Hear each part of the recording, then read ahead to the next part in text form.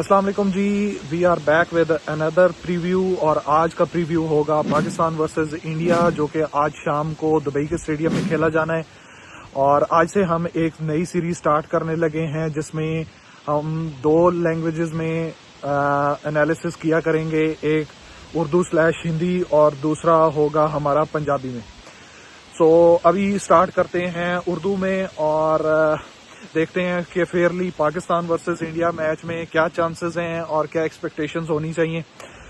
सो जैसा कि आपको पता होगा कि एशिया कप में पिछले राउंड में जो पाकिस्तान ने जिल्लत आमेज शिकस्त खाई पिछले संडे को, देखते हैं इस एतवार क्या बदलता है, क्या हम इस चीज़ का बदला ले पाते हैं या हिस्ट्री दोबारा रिपीट करती है।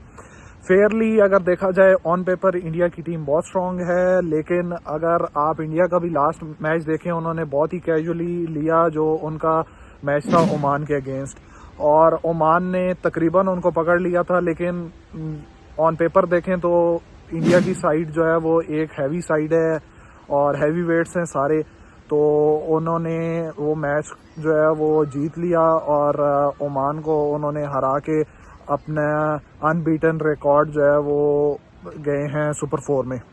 लेकिन पाकिस्तान वर्सेस इंडिया का जो मैच होता है, एज आई से, ये नर्व्स की गेम है और जो नर्व्स को अच्छे तरीके से कंट्रोल कर लेता है वही इस गेम को डोमिनेट करता है। और नर्व्स कंट्रोल करनी भी सिर्फ पहले 5 ओवर्स में होती हैं दोनों इनिंग्स में। तो बेस्ट स्ट्रेटेजी मैं एज आई से यही कहूँगा कि जी जो जितने तगड़े तरीके से अटैक कर सकता है और पहले डोमिनेट करने की कोशिश करें और इंडिया को अंडर प्रेशर लाएंगे तो ही आप इस मैच में जो है वो अपनी अच्छी परफॉर्मेंस दे सकते हैं।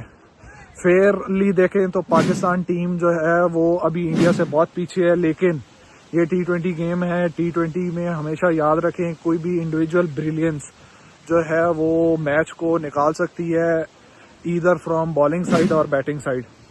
कोई एक या दो प्लेयर जो है वो आउट ऑफ स्किन खेल जाएं, या आउट ऑफ स्किन तो खैर कहना मुनासिब नहीं होएगा, अगर जो है वो अपनी पोटेंशियल के अकॉर्डिंगली अच्छा खेल जाएं, लाइक साइम अयूब या हसन नवाज या फ़खर जमान, इस तरह के प्लेयर्स अगर ऑन देयर डे बहुत ही डोमिनेटिंग परफॉर्मेंस दे सकते हैं और इंडिया को थ्रैश कर सकते हैं। और इसी तरह बॉलिंग में शाहीन शाह अफरीदी हो गया, हारिस रऊफ या अबरार, ये लोग भी जो है वो ऑन देयर डे डोमिनेट कर सकते हैं ऑपोजिशन को और एक अच्छी फाइट दे सकते हैं।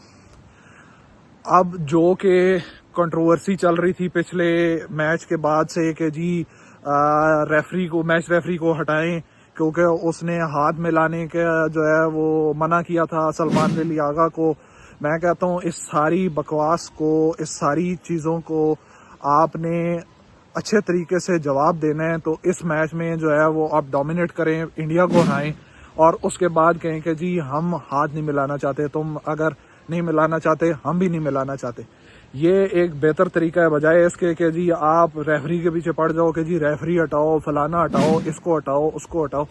भाई आपके कहने से कोई भी नहीं हटता, ना फेयरली हटा।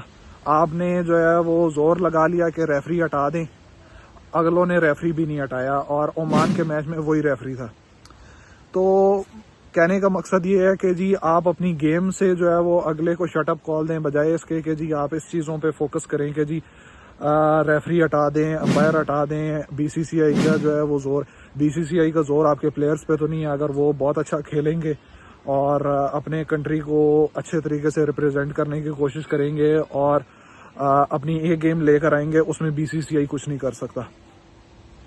तो मुझे यही लगता है कि अगर तो पाकिस्तान ने जिस तरह से पिछले मैच में नर्वस थे और अंडर प्रेशर खेल रहे थे, अगर उसी तरह की गेम खेले तो फेयरली पाकिस्तान का कोई चांस नहीं है और इतनी जिल्लत से हम हारेंगे।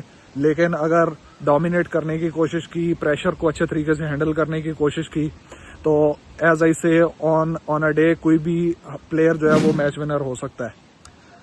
तो इस चीज़ पे जो है वो ज़्यादा कोशिश करनी चाहिए। अब खबरों में सुनने को तो यही आ रहा है कि जी पाकिस्तान ने जो है वो मोटिवेशनल स्पीकर भी एक हायर किया है ताकि वो हमारे प्लेयर्स को मोटिवेट करें। ये पाकिस्तानी कौम है मेरे भाई, 2-4 गालियां दो, 2-4 थप्पड़ मारो, खुद ही मोटिवेट हो जाते हैं। मोटिवेशनल स्पीकर कुछ नहीं कर सकता।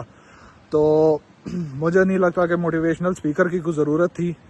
ये इनकी माओं से इन्हें 2-4 गालियां पढ़वा दो, बाप से इनके से 2-4 इन्हें लित्र पढ़वा दो। इससे ज़्यादा वो किसी दुनिया में कोई चीज़ नहीं ऐसी हो सकती जिससे वो मोटिवेट हों सिवाय इसके।